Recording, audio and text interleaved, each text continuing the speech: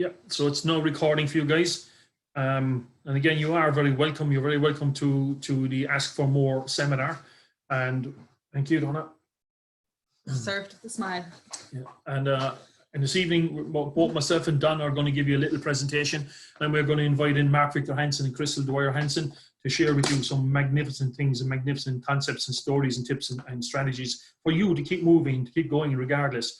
You know, again, the reason we're doing this and the reason we want to do this is because we understand that during this current situation we're going through, that it is just a situation we're going through and we're going to come out the other side.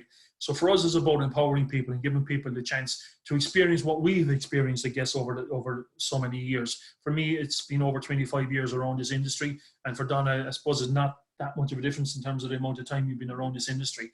So it's to be able to share with you guys our experiences and how we have learned, I guess, and learned from the best and working with people and building our network and changing our mindset in terms of where we're at and looking at things differently. So our goal, again, with this is to be able to share some of this with you guys, give you a concept of where we've been at ourselves maybe, or what we've come through, what we've achieved, and how we've achieved it, and open up that same possibility to you. So that's what this webinar is about this evening. So I know for the majority of the people on here, most of you will know myself and Donna at this stage, but there are some, we noticed a few new faces here we haven't come across before, and you are very welcome. And you know, so on that note, what I want to do is I want to introduce you to Donna. And for those who don't know who Donna is a 6 times best-selling author. We often say she's a psychologist and many other things, right? But some of Donna's findings actually have been published in American medical journals. And she's a phenomenal lady. She has been through so much, has achieved so much in her life. She has made a huge impact in hundreds of thousands of people over such a short life so far. But on that note, I'm going to introduce you to Donna. Maybe Donna might want to tell you. I'm not quite sure even what you're going to talk about, but tell them yourself where you're at and what you'd like to share. So. Yeah, well, I guess right now we're in turbulent times, and I think when we're in a situation that we don't know how to get out of, I think it's so important to look for people who have been through difficult times and come out the other side. With wisdom, with knowledge, and most importantly, as Pat said, it's your mindset. If you look at the greatest people in history that we would consider the greatest people in history, people who set up companies throughout recessions, people who have gone on to be Olympians, people who have gone on to be great artists despite different challenges, one thing that you will find they all have in common is they have a certain specific mindset. That mindset can be developed. I believe we're all born with that mindset, and over time it's kind of knocked out of us, but with time we can get it back. So I often liken our mind to, and I guess some of you would have seen me liken our mind to a phone. So there you have lots of different apps on the phone. And if you imagine right now that you are like that phone, and in your brain you've got lots of downloads, so lots of apps, and those apps come from, the only way these apps can get here is if they've been downloaded. And every millisecond we are downloading information into our brain. And the only thing that we can do with a phone, for example, is what's installed. The only thing that we can do with our brain is what's installed. So for me, it makes sense. And I'm going to tell you a little bit about my story in a minute, just to show you the power of downloading the correct information into your mind, especially in times of difficulty. So many of you would know my story, and I'm not going to go into the whole thing here, but I do want to touch on one important part of it specifically for tonight. And that is, I went down to 5 stone weight, which is half the weight I am now. And I had anorexia. But I went into a coma, and it wasn't a long coma, but it was a short coma. And one thing that my mom did to help me, I guess, to recover, to get me out of those clouds, so to speak, that I was in, and I couldn't see the wood from the trees. She used to read material to me from books all of the time, even when I was asleep. And she essentially, looking back in hindsight, she was filling my mind with apps. She was filling my mind with useful information because of various different events that had happened in my life that had resulted in negative behavior such as anorexia. So all of us, when we're in a difficult situation, we have 2 choices. We can either download all that information that we've been thinking about, the bad thoughts, the negative stuff, the things we see on social media, the chats that we hear from other people, our neighbors, everything, and we can continue to download those, and that can become our existence. Or we can acknowledge the situation for what it is and then choose to download other programs. And for that, I found I had to do it intentionally. Thankfully, my mom did it for me for the first little while to get me through the difficulties that I had. And obviously, I'm happy and healthy and gone on to do well since. But I call it brain food. Not only did I have to treat myself, if you like, nutritionally, I also had to give myself brain food.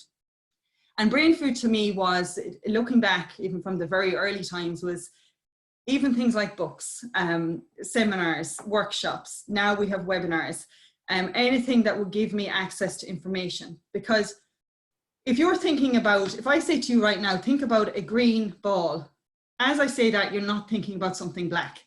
So if we engross our minds and we put in front of our minds what it is that we do want, what it is that we do want to think about, we can't have any room for the negative stuff. We can't have any room for the bad stuff because we're downloading so much good stuff.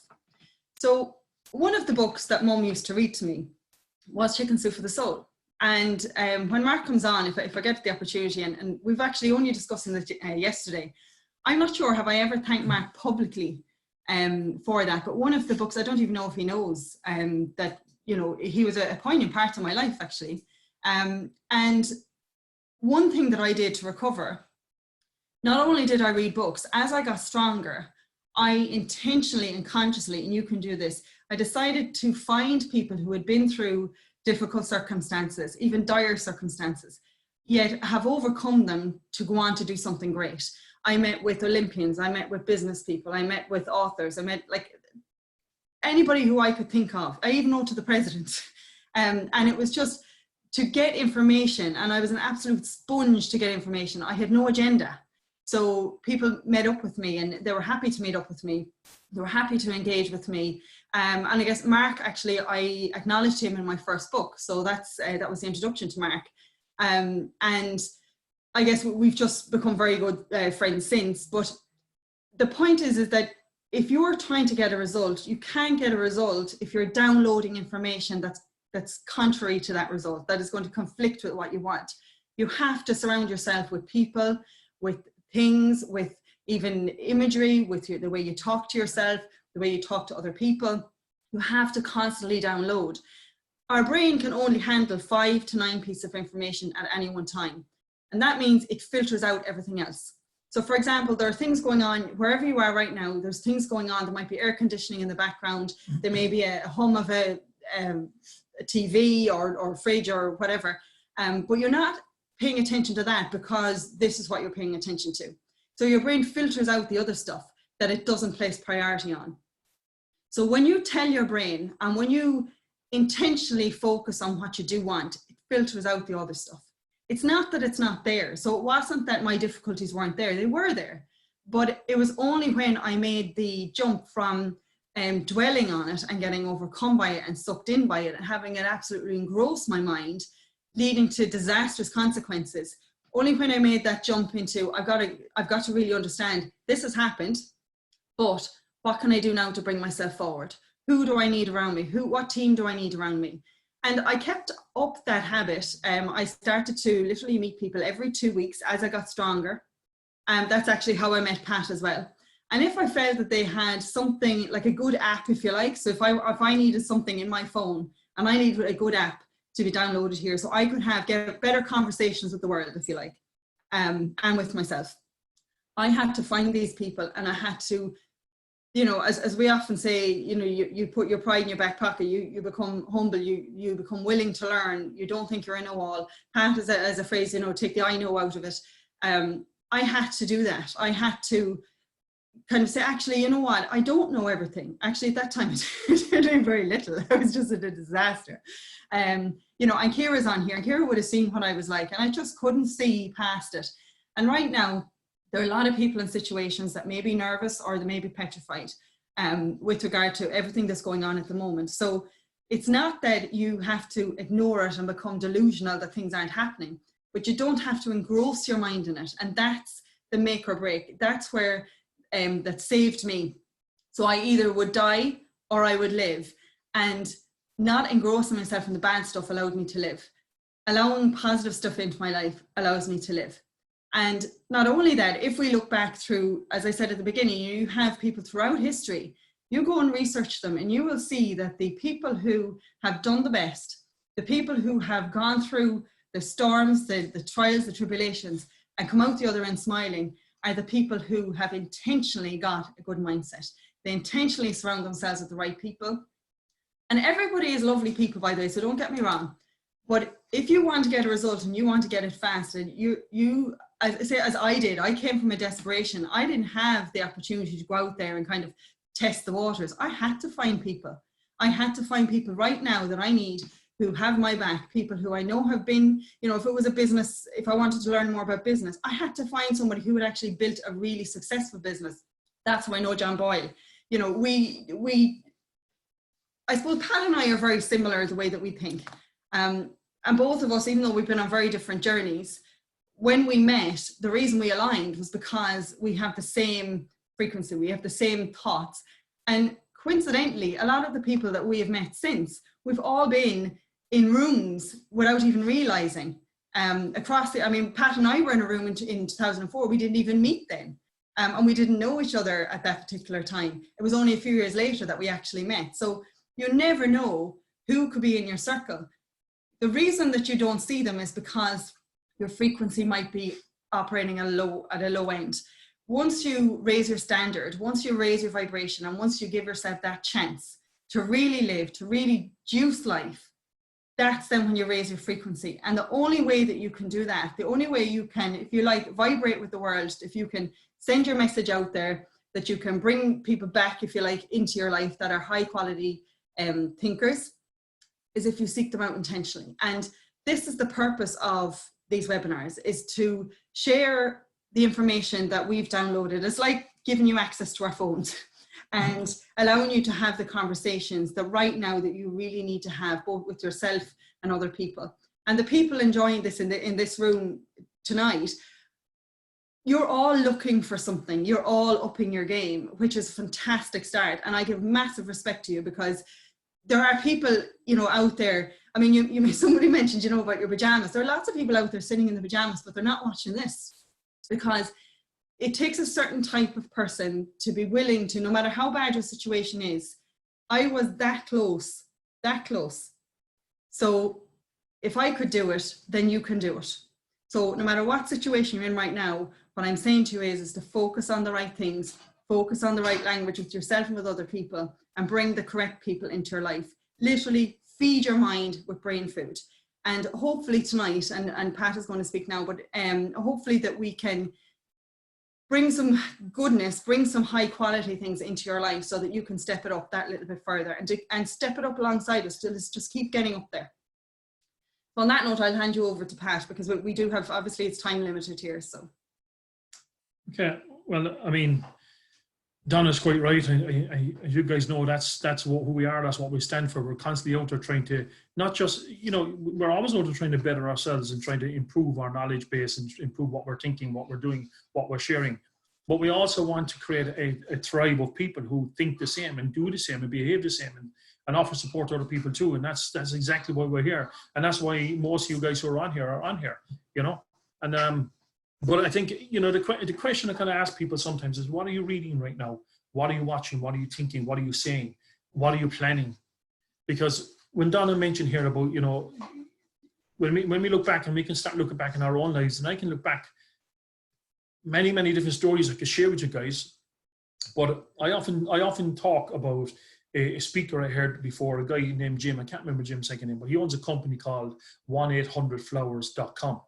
And 1-800-Flowers are the largest supplier of flowers in the world.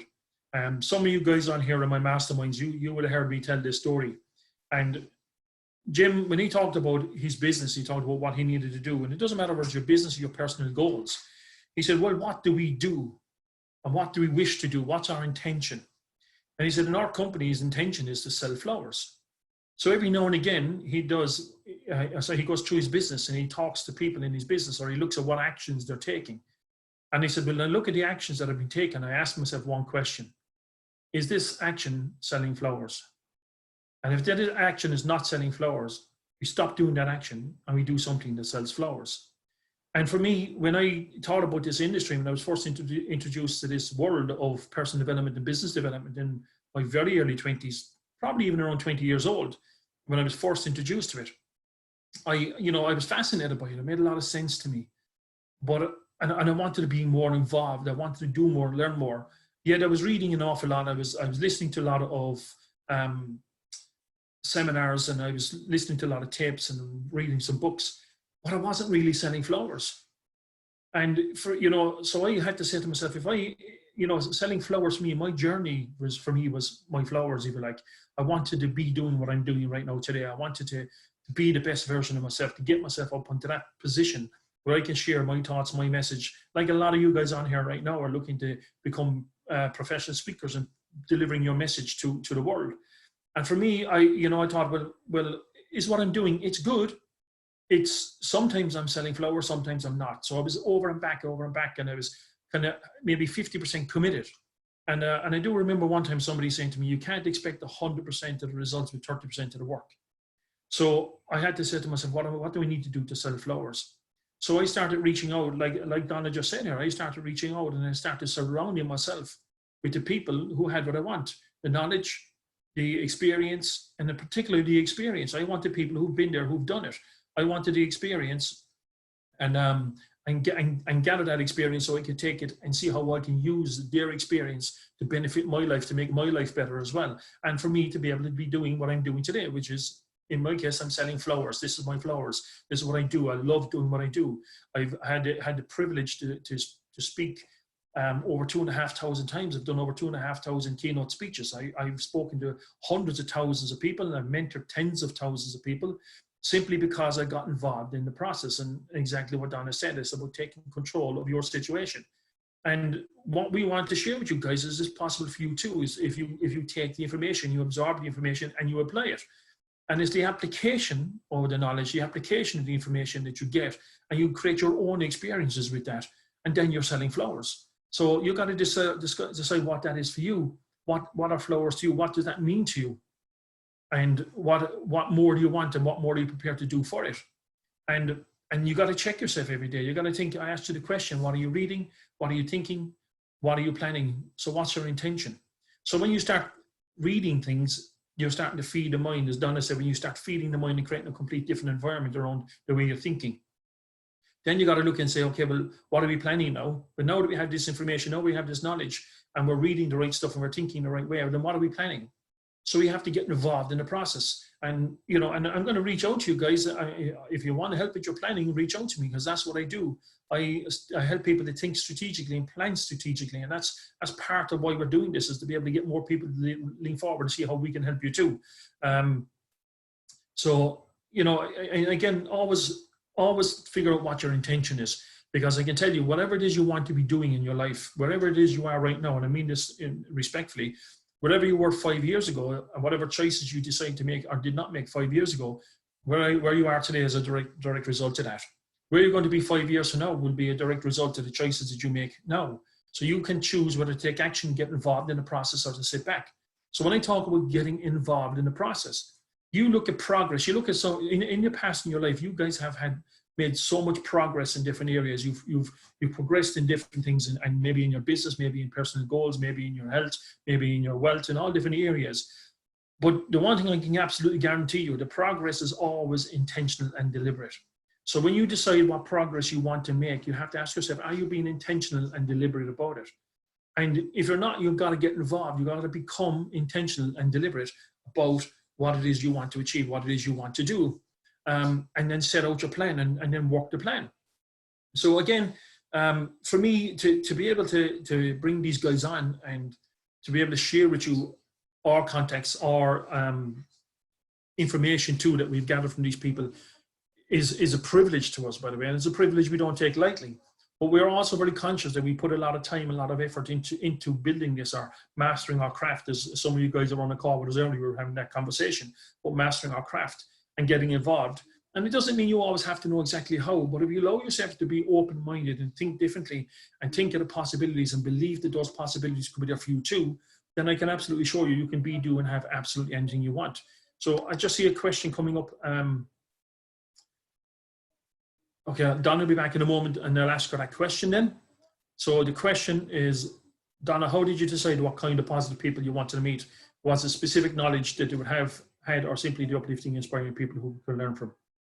Okay, well, I'll ask Donna that question, which comes back in for you, because if we have a moment or two before Mark and Crystal come on.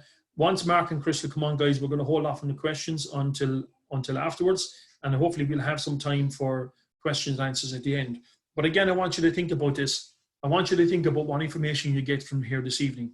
I want you to think about how you can apply this to your lives. I mean, apply it.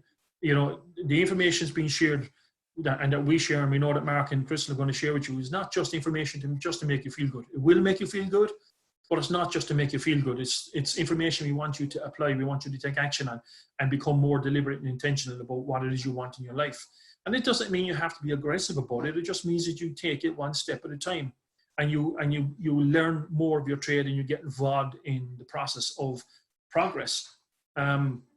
And again, the power of asking questions, which of course is what this is about asking for more. And when you choose to become deliberate and intentional, you're asking for more. You're getting involved in the process. So I'm just having a look here now, guys, just to see. I'm going to message Mark, tell him we're ready. And as I said to you, hopefully by the end of the day, we'll have some questions we can answer. But very quickly, before Mark comes on, Donna, there's a question here for you. Katerina has asked you. How did you decide what kind of positive people? How did you decide what kind of positive people you wanted to meet? Was a specific knowledge that they would have had, or simply the uplifting, inspiring people you could learn from? At the time, I didn't care. I just wanted people who were inspiring. Yeah. Believed anything. Hi, Mark. Hi, Crystal. Hey, Mark. Hey, Crystal. This is Crystal, so you guys get to meet her finally. We haven't met yet. This is our first formal introduction. So welcome to Ireland. Well, thank you. By the way, you need a little more light on your side, this side. Hang on a second. Let's see if we can. You guys are half shaded, like it's a cool picture, but I think you guys want to be. Turn it up at the top. And it looks like you've lost weight since I saw you a decade ago. No, that's our light isn't the best, unfortunately. So unless we open that. See, Well, that makes a difference. You guys still look good. It's a bit better, yeah. Yeah. Oh, that's much better. Yeah. That's better done. That's okay. So you guys are very welcome. We know with 3-point lighting, somebody's telling us they get 3-point lighting. Okay, Jeremiah, we're getting some messages in here. We're getting instruction here. Getting lots of instruction. But yes, guys, it's absolutely wonderful to see you guys on here. We have 100 participants in here at the moment, so there's 100 people in the room who can participate, maybe ask questions if they want to ask questions. But maybe we'll ask people to wait and hold questions till afterwards, or you guys can jump in at any time. It's your time. You choose what you want to cover here. And there'll be more people in the background that we won't see. This system allows 100 participants and 1,000 people to watch. So there's obviously a lot more people watching this in the background, but we can see the 100 names. We've kind of went through and spoke to them over the last half an hour. Otherwise, we're waiting for you guys to come in.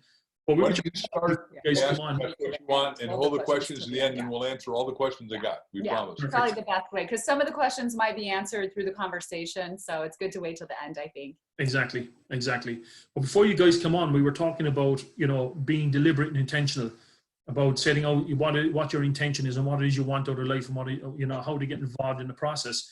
But we just can't sit back and wait for it to happen, right? We've got to turn up, we've got to show up.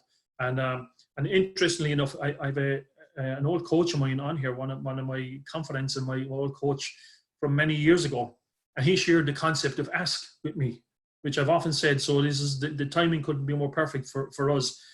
You might remember, Mark, May 2009, when you spoke at our Life Lasting Success seminar in Dublin, and our MC is the guy I'm talking about. One of his goals was actually to meet Mark Victor Hansen. So he got to meet you. And I sent him a photograph today of you and him giving each other a big hug on stage back in 2009. So John Flynn is here. And he's quite thrilled to be here to see you again this evening. But the importance of being intentional and deliberate and understanding, if you want to make progress is always intentional and deliberate, right? It's about getting involved. So, when you guys are finished, I'm going to ask the people to get involved and do something as well, if that's okay. But I'm going to hand you over to Donna. Donna wants to say something, and then we're going to let you guys take it away. Yeah. Hi, Mark. Hi, Crystal. Pat and I were talking last night about obviously this webinar, and I was saying to the group before you came in that I'm not actually sure, Mark, have I ever said to you, because I know we've talked a few times, but I don't know whether I've ever told you that you actually your book was very instrumental in my recovery.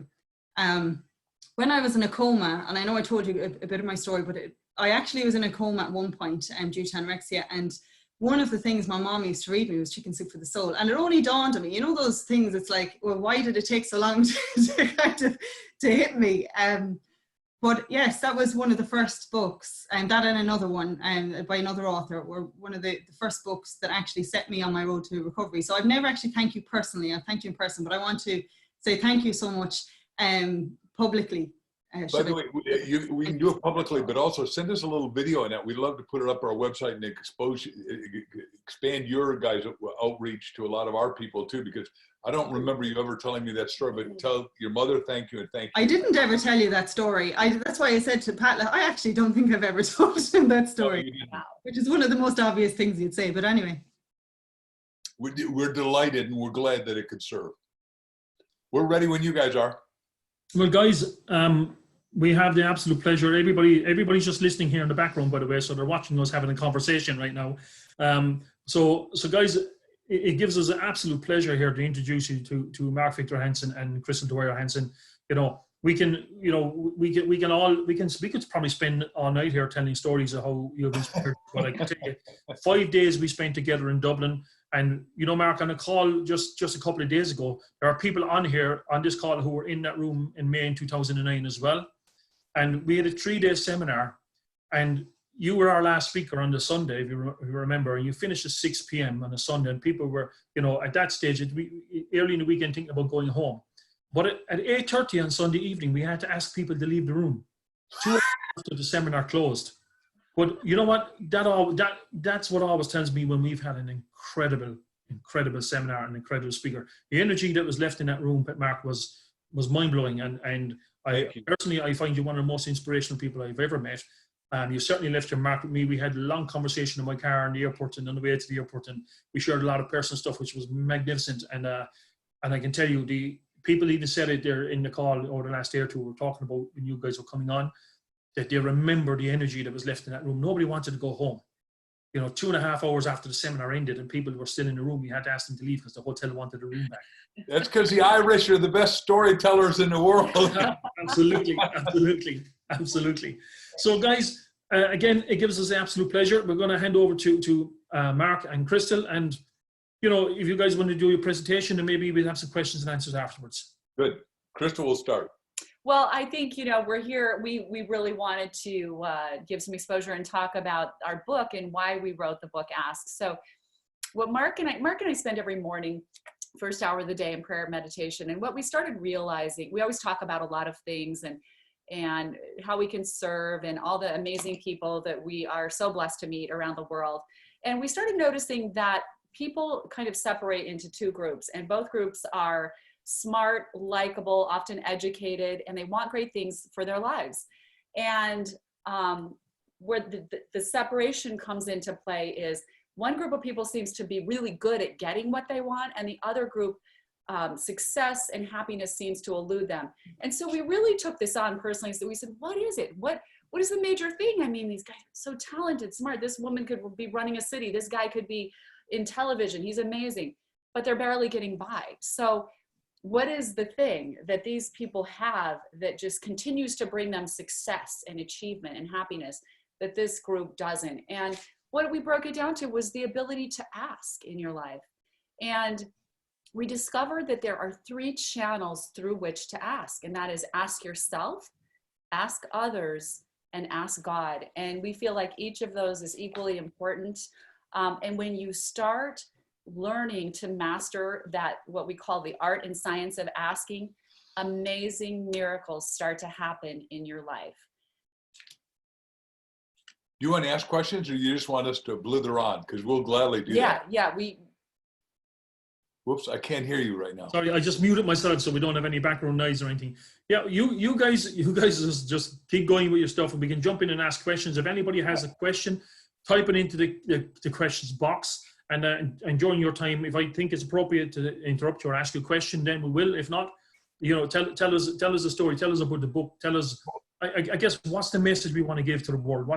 what do we want people to take away from this evening to actually put into action immediately? That's what we really want for people to do. We are honored to share our message, and I'll just do both of our stories because everybody assumes everything in our life is rainbows and butterflies and perfect. Because we sold 500 million books and nobody else has done that, so that's what they assume. But let's go backwards in my own experience. It's 1974. The oil crisis hits. I was building geodesic dome spherical buildings out of triangles in in New York mostly. Our company was in Long Island. And all of a sudden I was building out of plastic and the oil industry crashed and burned me, and I couldn't get PVC polyvinyl chloride, and I was out of business. And I built the Wall Street Racquet Club, botanical gardens, aviaries. I was 26 and I thought I had arrived. I was somebody. I went bankrupt so fast I had to check a book out of the library. How to go bankrupt by yourself. So it was my best, worst experience. And this is where when Crystal and I were analyzing what happened, is that I asked, first of all, we said the 3 avenues. I asked God, I said, God, okay, I give up. What is my right livelihood? And this is what we're asking everyone to do. The subtitle of the book is From Your Dreams to Your Destiny. We believe everyone has a magnificent, overpoweringly important destiny, especially when we're in lockdown, especially when we're, self-incarcerated, so to speak.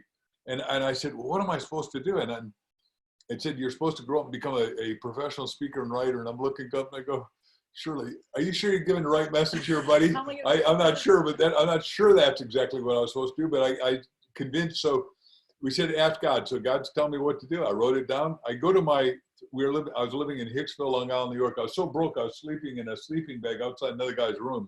That's how fast I went upside down after bankruptcy court. So I go to there are 4 of us, 3 roommates. And I said, any of you guys know anyone that's young?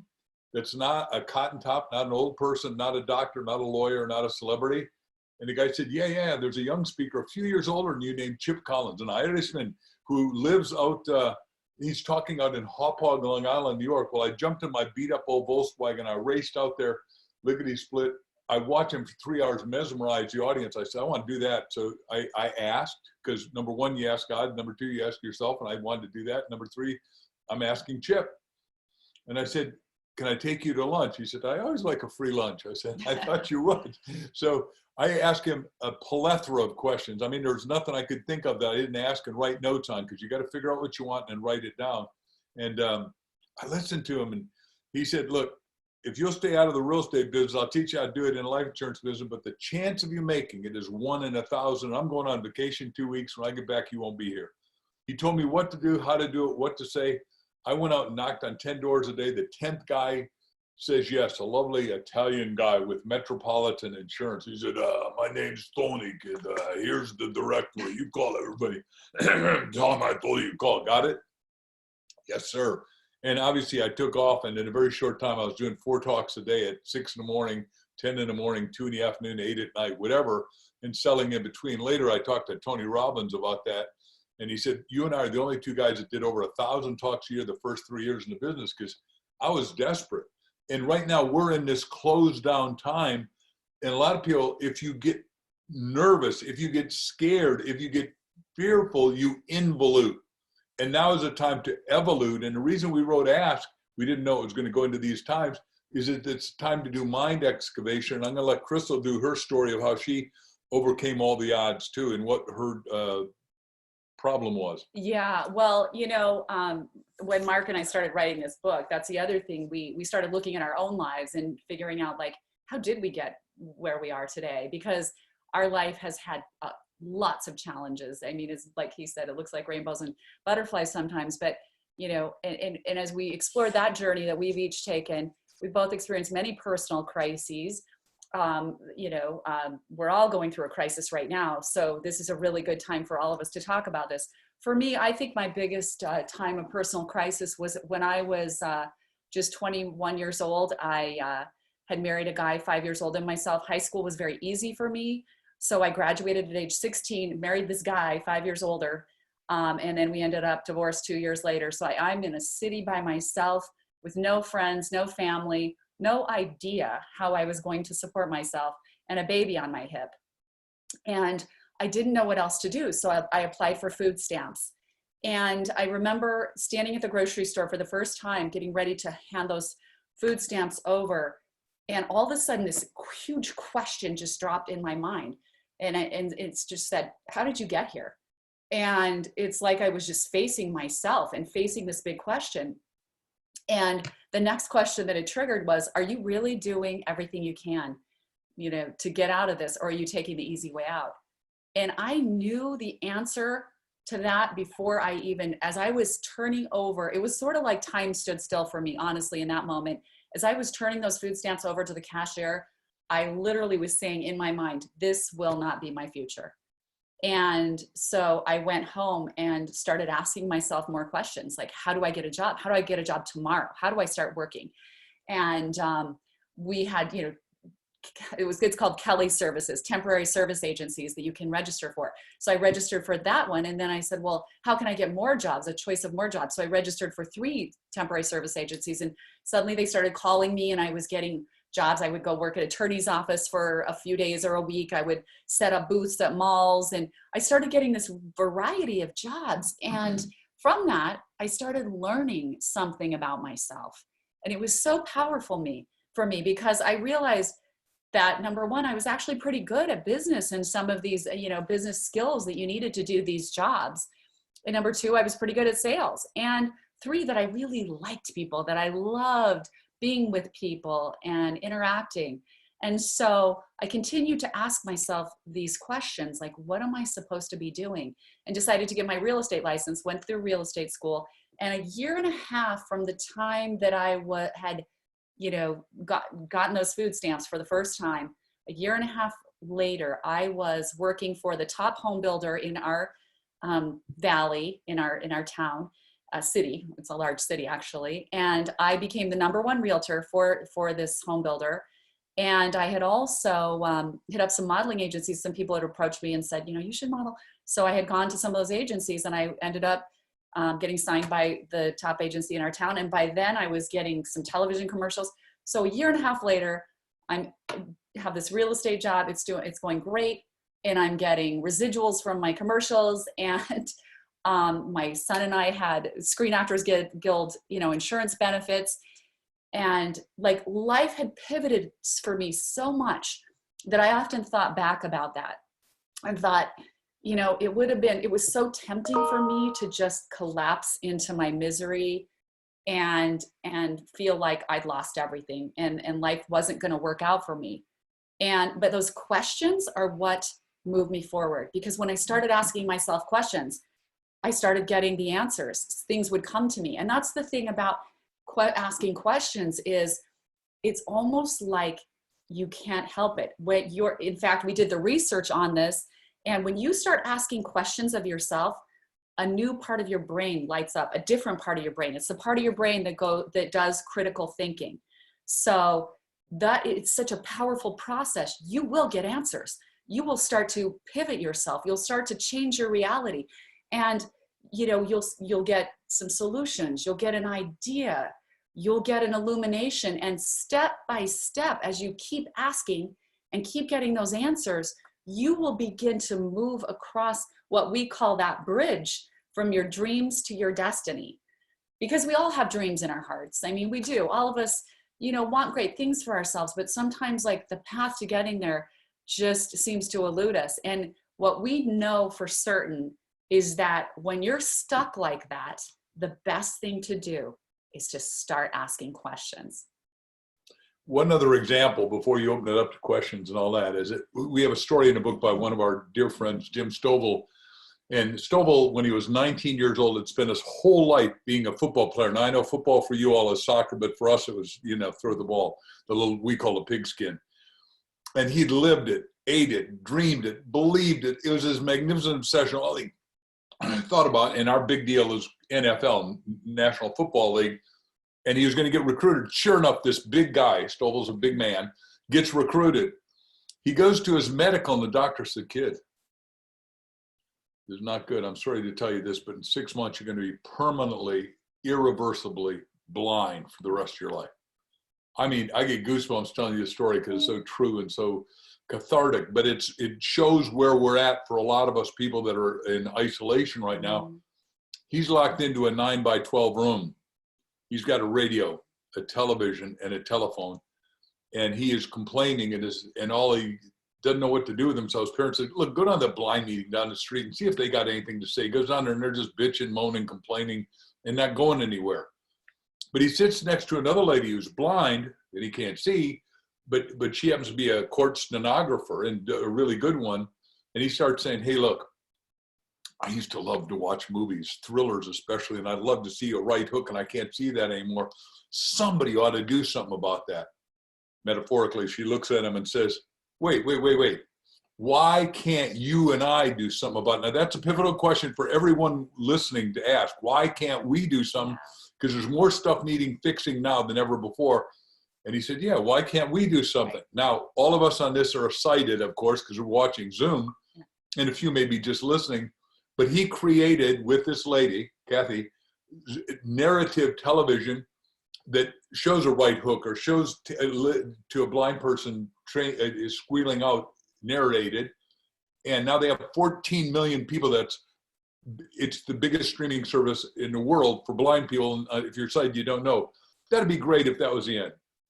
But one of the great speakers who you guys probably had sometime in Ireland was my friend Charlie Tremendous Jones. And Charlie calls me one day and said, look, I know you're selling 15 million books a year. You haven't got time to breathe, but you've got to read this book and write a foreword to it and do an endorsement. This is going to be the most powerful book you ever read other than your own. And I go, okay. Anyhow, he sends it to me. I read it and I am wowed. It's called, what is it called? The Ultimate Gift. Yeah, The Ultimate Gift. And I was so touched. I just want to see if she knows. Yeah. My mind is at the end of the story already. Right. I missed it. I read it and I wrote an endorsement to it and I said, wow, this book should be a movie. And he ultimately got to make movies. So we interviewed him for our book. It's amazing. And it's an amazing interview. But he says, now I write books that I can't read. And I make movies that I can't watch. And he made $100 million on The Ultimate Gift. He said he'll thank me. If he lives to be 100, he can't thank me enough times every day because I got him to make it a movie. And I didn't. He did it. I just wrote. It's such a great book, The Ultimate Gift. And they did a whole series. But the point is, every one of us right now, 8 billion of us are self-incarcerated, and rightfully so. We got to stay at home alone, metaphorically, or with our family or those we love or live with, so we can all stay together and be together in the future. And we're going to get over this thing quick, which when they ask questions, maybe we can talk to that.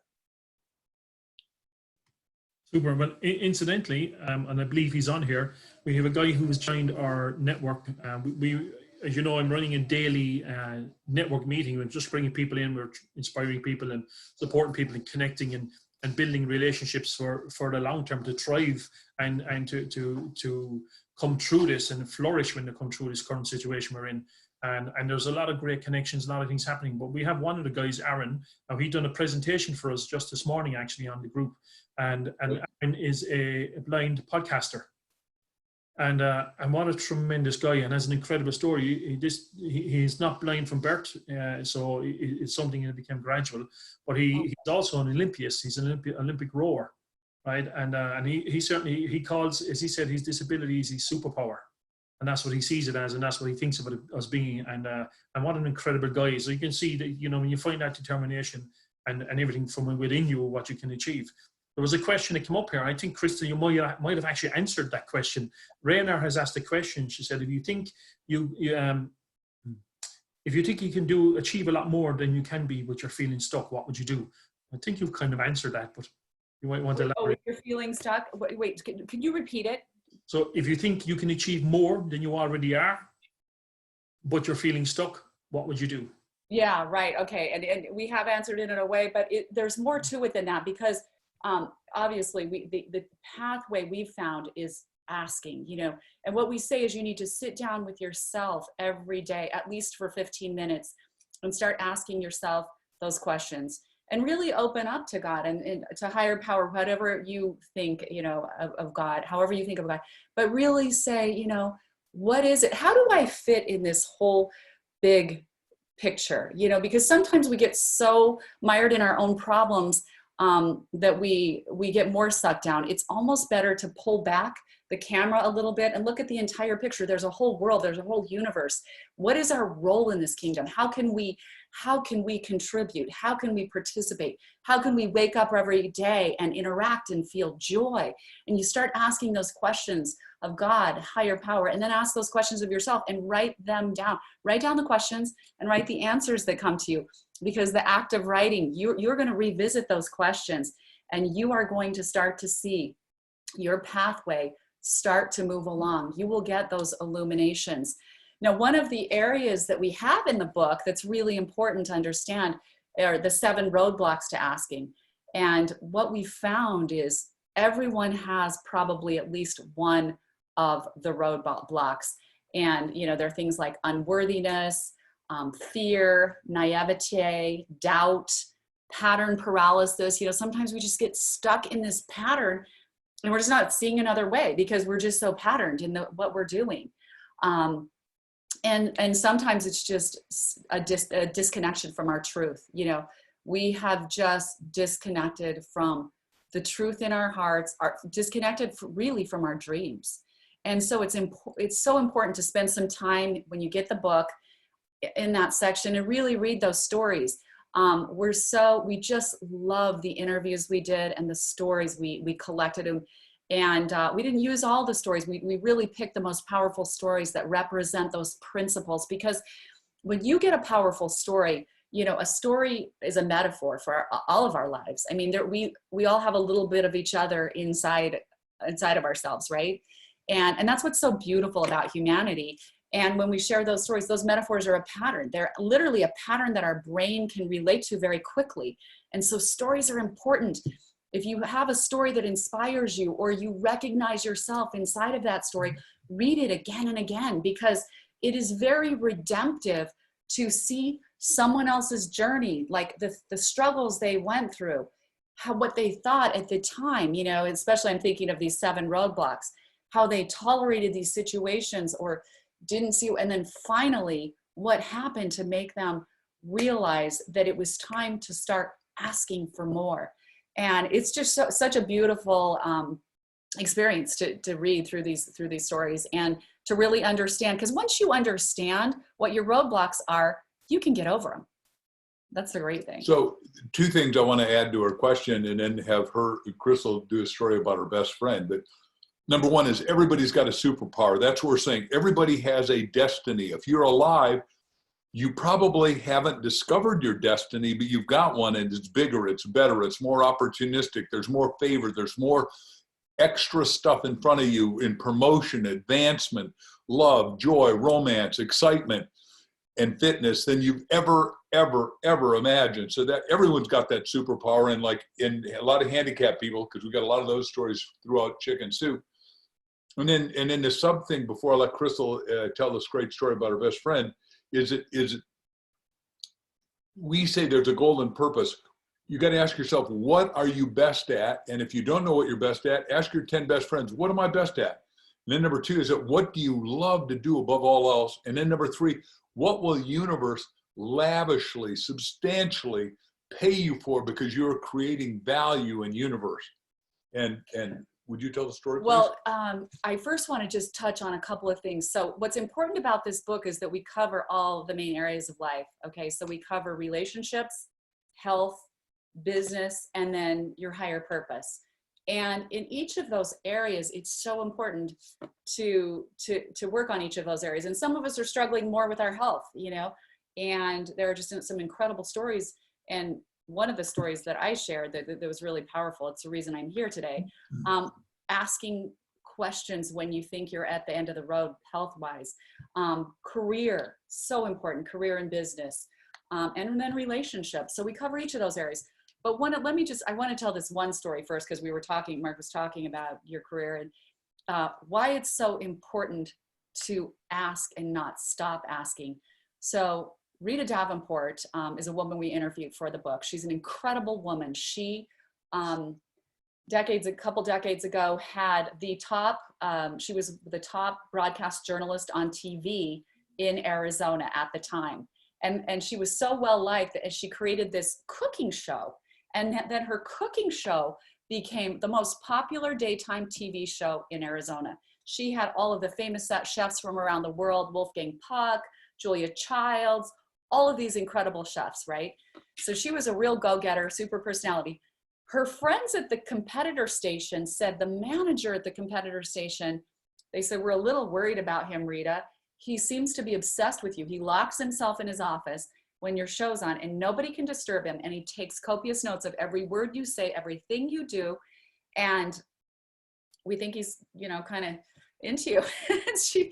So she had this great idea about her show. She said, and she put this elaborate business plan together and she said, I know this will work. She had the idea to create an entire food network. She felt so confident that this would work.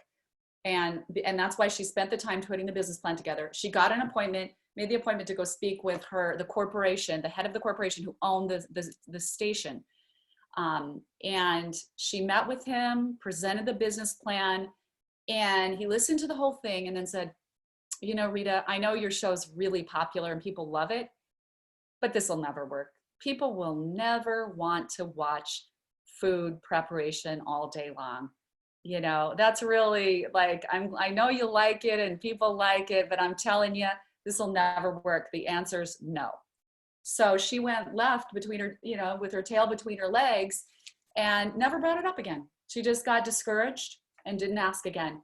Well, the guy at the competitor station who had been studying exactly what she did, put his plan together, he got the backing, and he is the guy who created the Food Network. He sold it a number of years later for $3 billion, and now it's worth something like $30 billion. So she even approached him at a black tie event they were both at together, and she said, you know, I know you stole my idea, and so do you. And he goes, I know I did, Rita, I did. I admit it. And she said, you know, Jack, you could have given me something for it, you know, and she said, but that was my biggest, most painful. It was my $3 billion mistake in asking, because often we have a good idea and the first person that tells us no, we allow that to shut us down. We allow that to discourage us. We allow that to squash our dreams. And that cost her $3 billion. And imagine what it costs each and every one of us on little things and big things. You have to keep asking. And you have to believe in your dreams. And you can't let one person or 10 people discourage you or dissuade you from your dreams. And honestly, the people who are successful, like we said from the beginning, they're the resilient askers. They're master askers. And this guy right here is an incredible asker. And I'm going to just tell another quick fun story that a guy submitted for our book. It's in the book, Charlie Green submitted this story, and he said that, you know, he knew Mark when Mark was just a very famous speaker, hadn't done the Chicken Soup for the Soul books. And Mark was speaking at a church, a giant church somewhere in the country. I don't even know where the church was. Anyhow, he saw him, you know, and he said, Mark gave a beautiful talk that day. We were all super inspired. And then he stands up at the end of the talk and he waves this manuscript around and he says, you know, this is my new book. It's going to be called Chicken Soup for the Soul. And you know, they've been turned down 144 times. And he said, and I need your belief. I need you all. I'm asking you all to pray with me that this book will be successful, that it will sell millions of copies. And so they all prayed together that this book would be successful. And then he said, and I'm asking you for one more thing. I'd like you to order a copy of this book today, even though it's not out yet. And he had order forms there. And he got all these people to put their credit card down. He goes, by golly, if all of us didn't just put our credit card down and order this book that didn't even exist yet. And Mark promised to send the book when it was printed, and he did. But he's like, that's the power of asking. He asked with such conviction that we all believed him, and we did it. We granted his wish. Because we're saying asking, number one, you got to believe that there's an answer somewhere. And if you don't have it and can't find it out personally, because when you ask, the brain cells illuminate, they reveal, they cause solutions and answers. And then, you know, number two is you got to, back to what we were talking about before the show began, is you got to have self-determination and self-initiative to ask, right? And take action all the time. You got to keep acting in spite of, like with our friend Rita Davenport, you know, somebody's going to say, oh, that isn't going to work. Well, of course they're going to say that because universe is testing you and I to see if you got the grit, the gumption, the guts, the fortitude, the metal with METTLE, the spiritual stuff inside to go over, under, around, or through every obstacle. And then 3 is, I did a whole set of tapes on this, visualizing is realizing. Have you, and right now, because we're in isolation, so many of us, 8 billion of us, is that you need to resculpt what is the perfect you. Like if you've been to Florence, Italy, like I know you guys travel everywhere in Europe, and we've been there even recently as 2 or 3 years ago before the problem, is that you go backstage after you see the Michelangelo, he did like 20 or 30 of them. He broke the nose off after they're almost finished. You just see how Michelangelo saying, I'm going to whop this guy's head off. But the point is, each of us are a work in progress. Each of us have got this challenge because the road to perfection of human beingness is always under construction. We think the tool, technology, and technique and tip is ask. And nobody's ever done a book on ask until we showed up. I mean, there's books on everything, but there's no book on asking. And we thought, wow, and we love it. And it is the most exciting topic ever. Yeah, I mean, it really does deserve a whole book and more. I mean, Mark and I are already thinking we're going to have to put together a workbook because there's so much to this that we all need to learn to become master askers. And like he was saying, part of it is preparing to be a good asker. You know, belief, action, and visualization. You can't just sit on, you know, ask for something and then sit around and go, oh, I hope it comes to me. You need to immerse yourself in the quantum soup of what you want. What is it? You know, if you want to be a speaker, if you want to be a top 10 recording artist, do you even know? Are you finding out who's doing it? Who's doing it well? What are they doing? What are they singing? Who's listening to them? There are all these questions that you need to ask.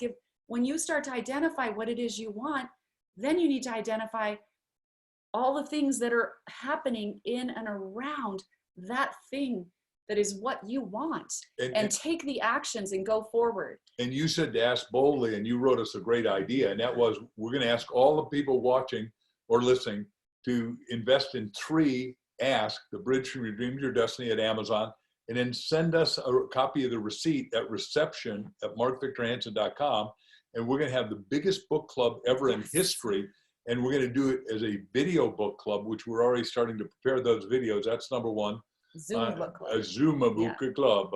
And now we're deciding to do stuff because who knows how long. I hope incarceration gets over quick, but if it doesn't, we want you to have more available stuff to use your mind, because the old Russell Conwell's book, Acres of Diamonds, more of us have acres of diamonds, brilliance, genius, gold, resources inside than we've ever used. And this is a time that the first time you got to do the inner exploration so you get the outer result for the first time. And it's going to be bigger and better and grander and more fun and wiser and more exciting and make you a deeper, better person. Each of us individually, not just the 2 of you. Us too. You too. Oh, let's see. Someone, I'm just looking at the question. Is that a question, you guys? Oh, I can't hear. Yeah, we can't hear you. You got to bleep us on again, Pat. I pressed unmute and muted myself quite quickly, so it would have come up that I needed to unmute myself. But okay. I'm just loving this, because this is exactly up my street. This is what I keep telling people. Look, if you don't ask, the answer is always no, right? Right. Oh, and I keep saying to people, even in sales, keep asking until you get the fastest no.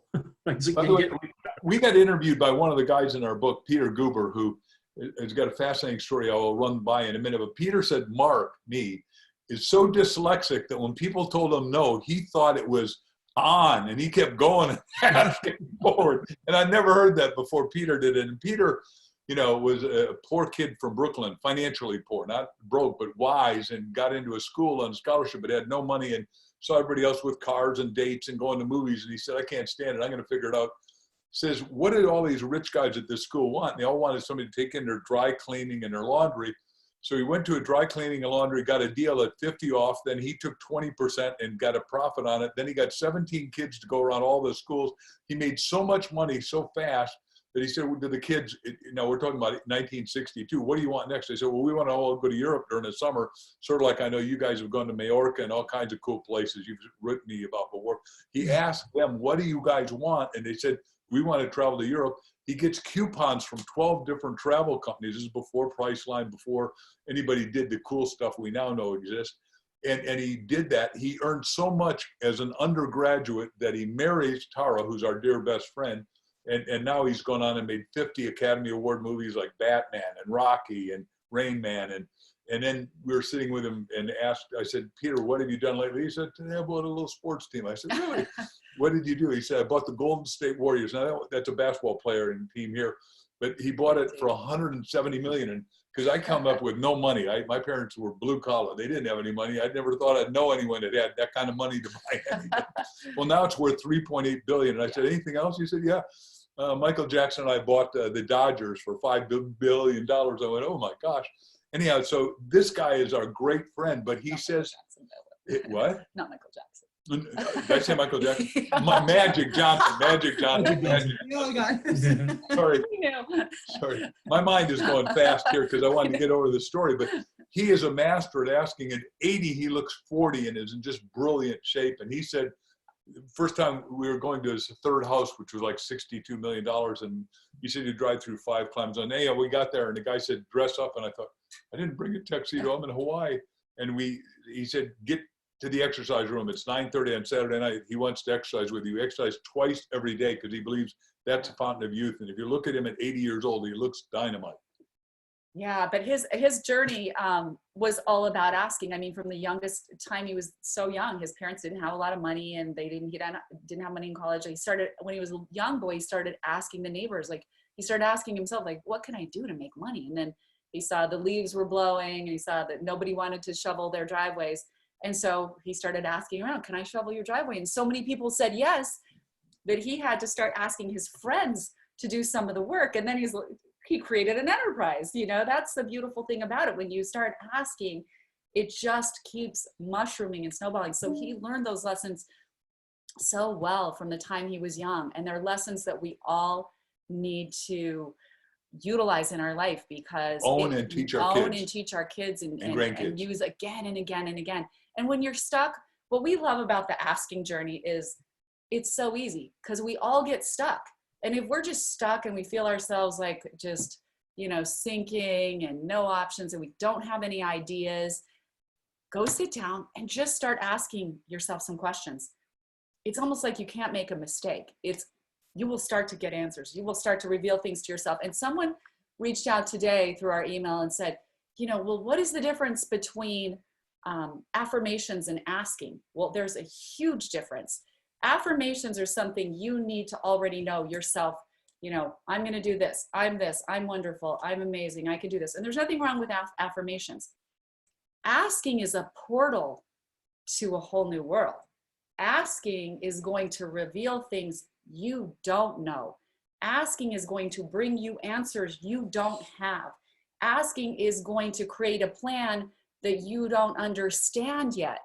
So keep asking.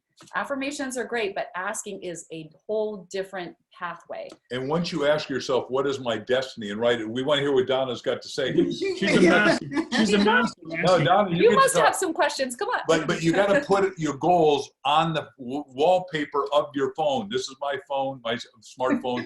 It's got all my goals. You look at, every one of us looks at this 60 times a day, and you'll brand into your brain, etch into the fabric of being your goals. Where are you going to go? What is Mark and Crystal's destiny? That's our first goal. So we've got it. But go ahead, Donna, your question. You're going to have to listen to the first part of this webinar, because the first part I was all on about the phone and downloading the apps and making sure, you know, but the ironic thing that I've just thought about as you've been speaking, I suppose just to give you the viewers here, I've already told them a part of my story, but for you guys, one of the things that I did to recover was I just decided to ask everybody to meet up with me in the hope that they would teach me something, because I was in a really desperate place. I didn't know what to do. So I figured I'd find people who had what I wanted. I didn't care what avenue of life they were taking, but find people who had what I wanted, that had overcome adversity, despite whatever it was that they were going through. So I literally just said, right, I'm going to start with the books. Who are the authors? I'm going to contact them. If they laugh at me, I don't care. What's the worst they can say is no, next opportunity. And I just sent emails. I sent emails to the president, or I didn't send an email. I sent a letter to the president And I wrote it in like writing that like a 5-year-old would do, in handwriting, because I figured he'd definitely open it because no. I love it. So, and I met Pat through the same, because I kept up that habit. Every 2 weeks I go to seminars. If I felt somebody, my best friend is the same. I met her through as a speaker. And just the reason I'm saying this is just right now, it's dawned on me. When I met Pat, after he did his talk, I would go up to people. I would just say, you know, I'd love to meet you for coffee. If I felt they had a nugget. But I had no agenda. So I literally, all I wanted to do was just, you know, feed my mind. So I met up with Pat, and here was I with my notebook. And the conversation that we actually had was, ironically, was ask. He did an algorithm as of, you know, you had ASK, and attitude, skills, and knowledge. So it's just ironic. And that I had never said to you, Mark, either. I mean, it's just, when you ask, you know, people come into your life. I don't know, Mark, you probably don't even remember, but that time when you spoke at the first seminar, and we were sitting around the table having lunch, and you had asked us, you know, at the time, who would we like to get as a speaker? So I said, well, Bob Proctor at the time, and you said, all right, okay, I'll call him. Well, I said, call him now. So when is now a good time, right? Yeah, and you did. So it is. I totally agree that when you ask, and you literally have to be shameless about it. And I mean, as long as you're respectful, you know, and you have the respect there. But I ask for everything. And I just think that if they say no, they say no. There's probably good reason for it. And if they say no with a horrible answer, well, good. I'm glad I didn't go down that avenue. So I'm 100%, you know, and I do think that for people, and I said this at the beginning, but right now people need to feed their brains. I call it brain food, but you know, you need to feed your brain with positivity, the right people, the right questions. You know, you ask good questions, you get good answers. You have to engross your mind in that and acknowledge where you're at, acknowledge the bad situation, but don't let it overcome you. And that's the kind of message at the beginning, you know, I'm trying to get across is, it doesn't matter what we're going through right now. We just acknowledge it for what it is. Everybody's in the same boat, but you know, what are you going to do about it? Are you going to sit there and, you know, and moan and wallow and feel sorry for yourself? Well, you can do that for 10 minutes and then get over yourself and then look for, you know, what is it that you want? And both of us, I mean, you know, our whole dynamic has changed because obviously we run events, we do everything. So it's right. Okay. Well, the first initial thing is we had an event lined up for like, it was whatever it was, 2 weeks or something. And it was like, right, well, we're going to have to cancel that one. So what can we do instead? So obviously the initial thing was, ugh, but then it's right, we can stay within that, or we can go, right, what do we need to do? So we reinvented the whole thing. We threw a totally different slant on it. And just by doing that, just by asking ourselves those questions, what can we do? Maybe we should do it this way. Maybe we should do it this way. You know, here we are talking to you guys and all these wonderful people in the room with us tonight. And it is, you know, what can we make happen? What's possible? And I get excited, as though you can't tell, but I get excited about it. Yeah. You know? Go ahead, Pat. Interesting enough too, in 2008, when myself, Donna, and Gary, you might remember Gary, who was our business partner in the seminar company, we sat down and we spoke about, because most of the guys we're bringing at the time were internet marketers. And you know, the concept changed, and how I became speaking, because Donna thought we needed more of a recession busting rather than business opportunity. And we were sitting there and she said, I think we should ask Mark Victor Hansen, Chicken Soup for the Soul. I think we should get him. No, actually, if I remember her words, she said, I think we should get Mark Victor Hansen. And Gary said, how are we going to get him? She said, I'm just going to ask. And she did. She did. And turned up. Well, by the way, I want to talk about Bob Proctor because we have him in our book. It just works so well because you're a master asker, obviously. And Bob, I expect you've had him there. Is that correct? 3 times. Yeah, 3 times. Yeah. Yeah. So, and I'm glad to have gotten him on the phone for you because I've owned 2 companies with Bob. But back when he was in 1960s, he was out of the Navy in Canada, and he was a fire person making $4,000 a year. And owed $6,000 and was at the bar one night looking around. Everybody was drinking. He thought, oh, these guys aren't going anywhere. Back to what is your image, the third part of asking. And he asked himself, well, what do I want? He said, look, I'd like to be rich. I'd like to be healthy. I'd like to be happy. He went to the happiest, richest, healthiest guy he knew. And he said, how do you do that? And the guy said, I'll tell you, but it's going to be work. And long story very short, he decided the guy told him, Ray told him, read, think, and grow rich, which obviously he is the taskmaster of reading every word. He's got it memorized every day for 50 years. He has read it now, but he started by saying, well, what is it I could do? And he found out that people made money washing windows. He started washing windows until he was exhausted, laying flat on the street in Toronto, but he'd gone up to making 25 grand a month. And the police are around him and the first responders, and they say, do we need to take you to the hospital? He said, no, I'm just exhausted. Let me go home. He's sleeping, wakes up and said, wait a second, if I can't wash all the windows, I'm not washing any of the windows. Started hiring people to wash windows, built a business that was making $1 million a year and then $1 million a month in Toronto and Montreal and Atlanta, Georgia, and London, England. He said it was so good. Everyone said, how did you get so rich? And that's why he started teaching the seminars. I don't know if did he say that when he was with you guys? Yeah. And it's just wonderful. We have so much similarities, Mark, because I mean, my story, I was a bouncer in nightclubs at 15 years of age. Right? I was too young. And, you know, but like that, I had a lot of people coming to me asking me to come working for them, right? So I ended up working in 5 different venues at 15 as a bouncer, right? And then before I was 18, I ended up having 25 bouncers working for me. I was controlling 5 nightclubs. Still too young to get in, right? Because what was happening was people were coming to me, inviting me to work for them, because I would take into my life, into everything I do, that I have to be the best I can be, you know, and bring that into everything I do. And as a result, more people lean forward, and then they ask for you to come and work for them. And I was killing myself trying to work and trying to fit myself into every place, until I realized I don't need to do this. I can get my friends some work. Firstly, honestly, I wasn't even interested in making money. I wanted to get jobs for my friends, right? And some of my brothers. I have 9 brothers, right? So I wanted to get jobs for some of my brothers. Right? I'm one of 9 kids too, Pat. Isn't that crazy? I have 6 sisters as well, but you know. Wow. 6 girls in my family. One mother. Boys. No.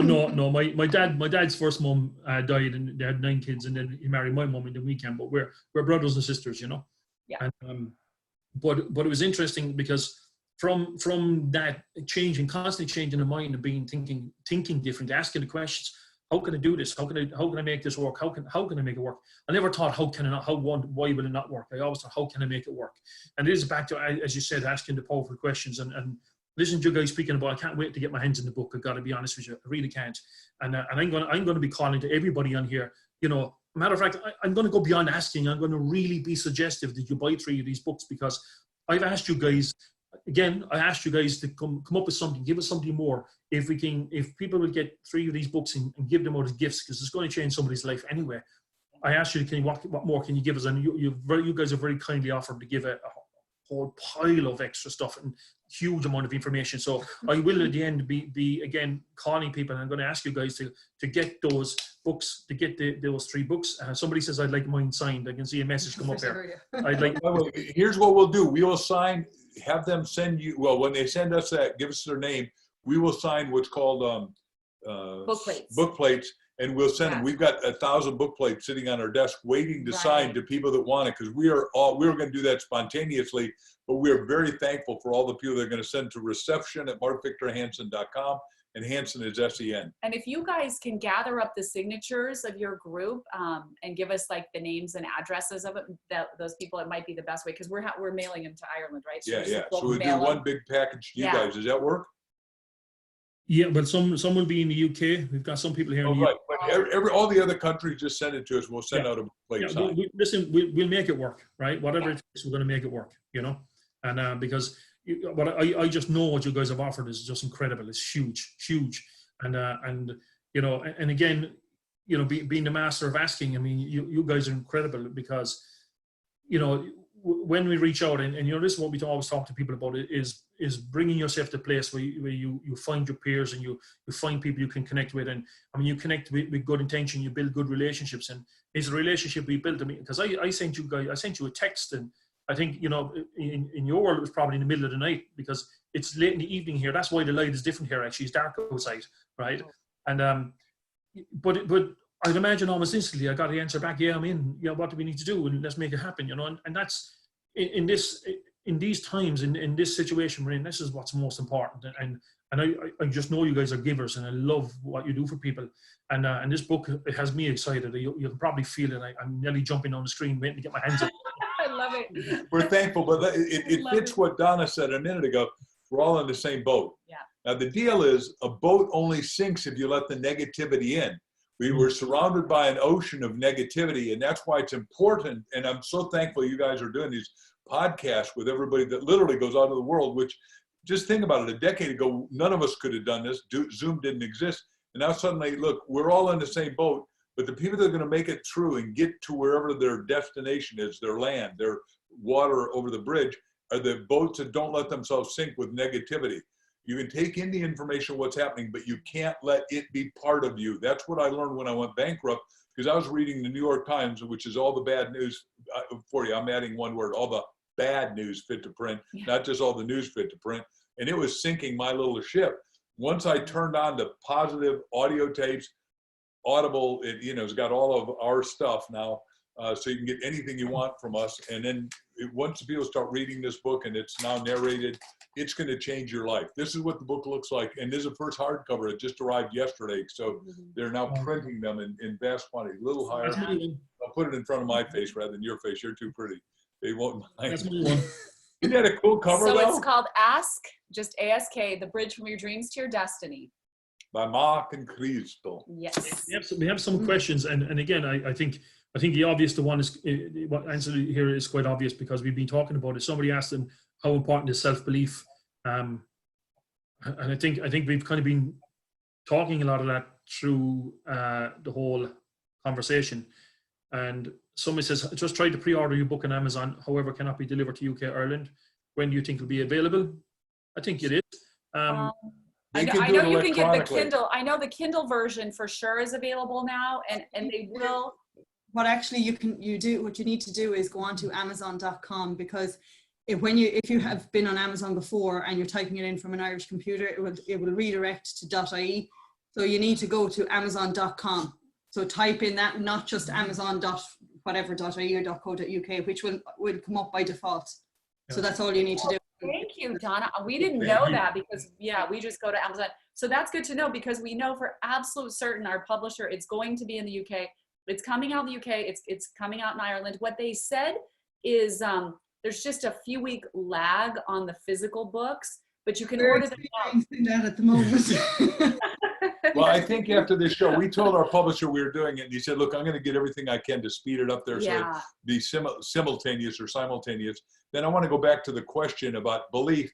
The word believe has the middle three letters in it, L-I-E, and either you lie yourself up by repeating positive affirmations, which Crystal talked about, words you say to yourself, others say you believe, think about, act upon, and then keep repeating, or you lie yourself down and say, I'm not good enough, I'm not going to make it, I don't have a job, I don't know what's going to happen.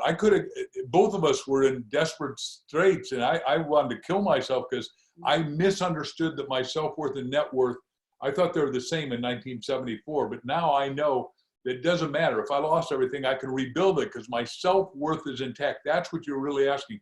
Are you working on your self-worth every day, your self-esteem, your self-initiative to energize action? Because if you take action, you will get result. When I was reading all that positive stuff to begin with, my teacher, Buckminster Fuller's great-great-grandfather was Ralph Waldo Emerson, the guy who started Divinity School at Harvard. His first line is, every act is its own reward, meaning if you take action, you're going to get a reward. Now, the reward may not be from the person that you ask. Like Donna said, she asked a lot of people to do stuff. Some said no. That's okay. Just do it the way I do it. It's on backwards. Yeah, and on that topic of belief. You see here? Yay! Delivered. Oh, cool. So he has ordered his 3, right? So he's just sent me a message. He's ordered 3, so it can be done. So fantastic. Thank you. Thanks for showing everybody that. And telling us how to do it, because we understand Amazon's got lots of little appendages. Yeah. Well, I actually only learned that myself this week because we released a book last week. Somebody contacted me and said they couldn't buy it, so I had to figure it out. Why couldn't they do it? So yes, that's it. Can I just say as well, I mean, this is absolutely weird, right? About a year ago, and I have it in my phone. Ashton, our son, has just taken my phone. That's why I was looking around. A year ago, I was lying in bed and I talked to Pat, and I had a presentation coming up for a women's event that I do. And I wanted to do something different. And I was literally just lying in bed. And I know this might sound a bit far out now, but this is the truth. And I was lying in bed and the word belief kept coming into my mind. And my mom passed away 4 years ago. And it felt like she was just telling me belief, belief, belief. So I just wrote it down. I said, why am I writing this down? So I did it in my memo on the phone. So I wrote down belief. So then, hopefully now this doesn't sound too weird, but then I asked my mom, okay, well, what else? What else? So she said lie. So I wrote down lie. Oh, wow. I actually have a presentation. I could pull it. I'm actually on my laptop now. I could pull it up, but I actually have a presentation based on with the be, lie, and when you move the e, which means out of, it becomes be life, or yeah, be life if you actually move it over.